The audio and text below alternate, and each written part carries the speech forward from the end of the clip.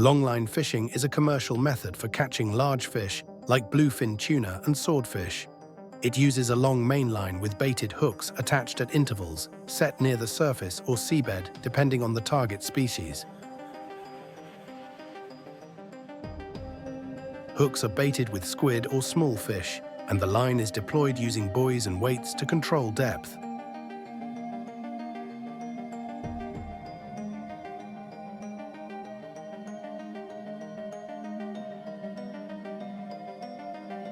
After hours or overnight, the line is retrieved with mechanical reels, and the catch is cleaned and chilled for freshness. Although efficient, it poses challenges like bycatch of sharks, seabirds, and turtles.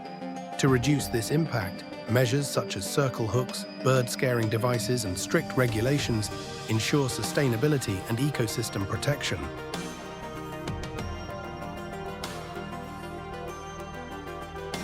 For centuries, line fishing for bottom-dwelling fish was conducted in coastal waters and on the high seas.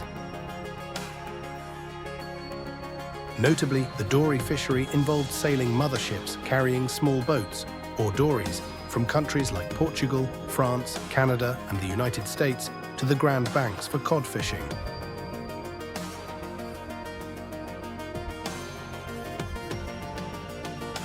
Fishermen used hand lines or long lines to catch fish, returning to the mothership to process their catch.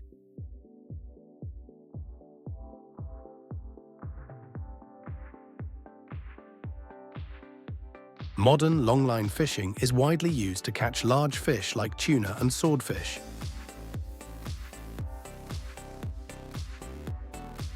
It uses advanced technologies such as GPS, sonar, and hydraulic reels to deploy and retrieve long lines with thousands of baited hooks. Lines are set at specific depths, either near the surface or seabed, targeting different species. Monitoring systems and onboard observers ensure compliance with conservation rules, balancing efficiency with environmental responsibility. After longline fishing, the catch is gutted, cleaned, and chilled to maintain freshness. Larger vessels use refrigerated tanks or blast freezers for storage during long trips. Once at port, fish are packed in ice or transferred to refrigerated trucks and cargo ships for transport. High-value fish like tuna are often flash-frozen and air-shipped to international markets,